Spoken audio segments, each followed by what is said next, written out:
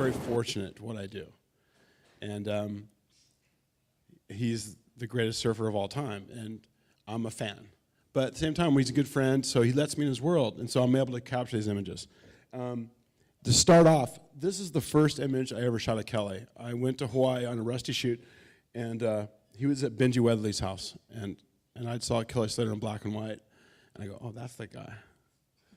He's insane. So I shot like 3 or 4 frames, and this is the first shot I ever shot of him. It's beautiful. Oops.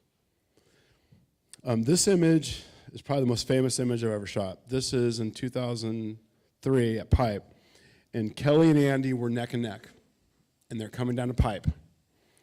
Kelly's trying to make a comeback, and every morning I would go have coffee and cruise around and just go to everyone's house. So I go to the Red Bull house where Andy was staying, and I'm having coffee, and Andy's on his computer, and all of a sudden Kelly walks in the door. And there's like 8 people, and the whole house goes silent. I go, what the hell is fucking Kelly here for? So and he walks in, he walks around, he's all, is Damo here? And I goes, no, Damien's not here. And he looks around in his golf shirt, and he walks out. And then Andy goes, what the fuck was that? He flips out basically, some people think it was a psych job. And there's a lot of gray area with this, but this photograph is very famous because then Andy ended up triumphing at Pipeline at this photo. But this is, it's one of those rare moments where I had the camera in the right time at the right place. This is what I love about this photograph. This is in Queensland.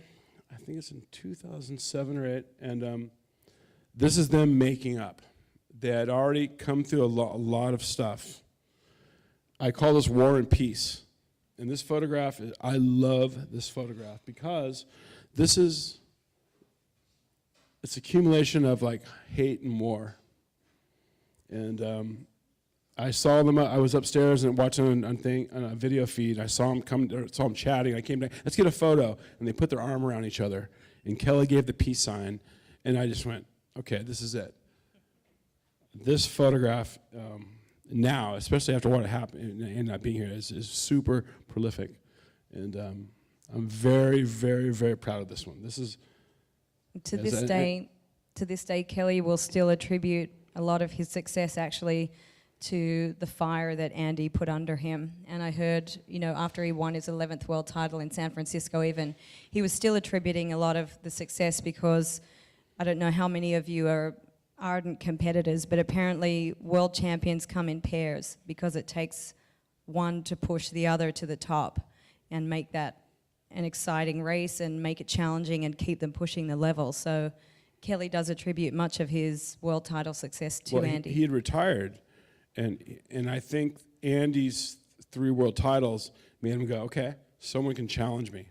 And he took that and as a fire, and it didn't work out right off the bat because he lost that time. But I mean, it's beautiful how, and then they came back.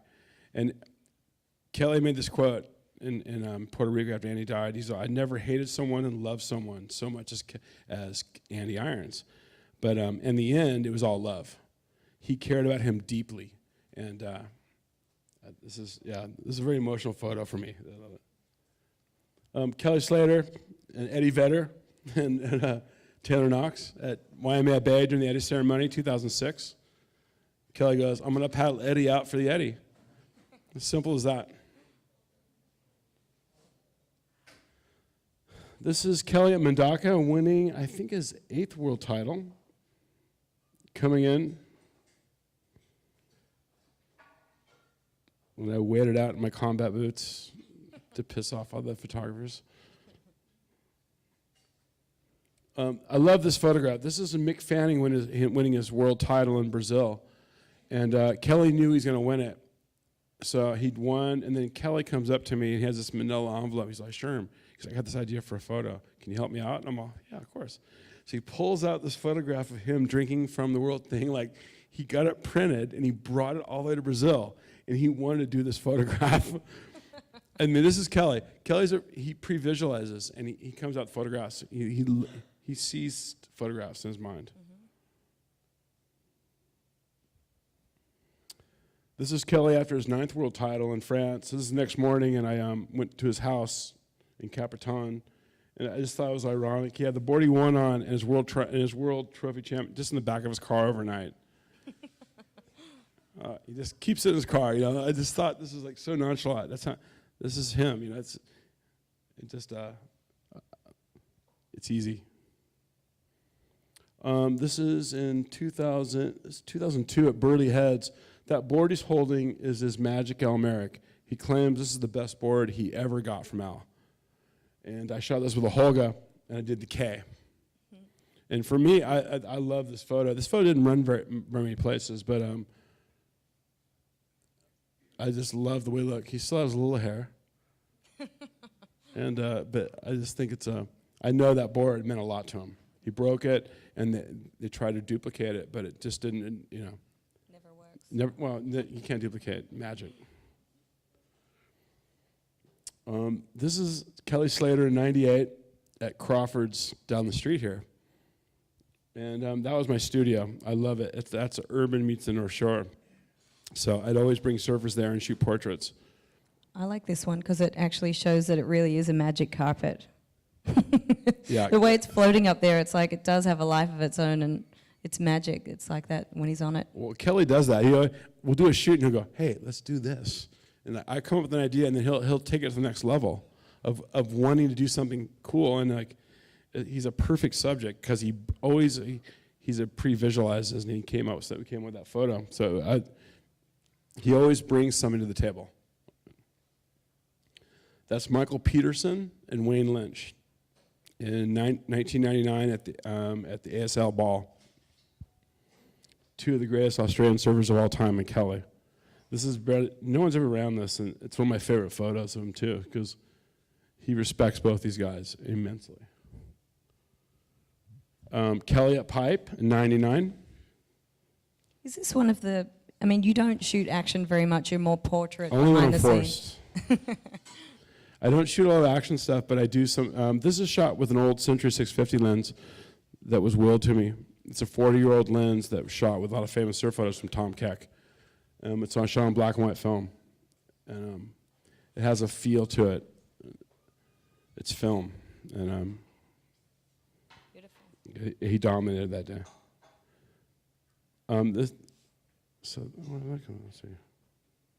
This is the precursor to K10. This is the morning he won it.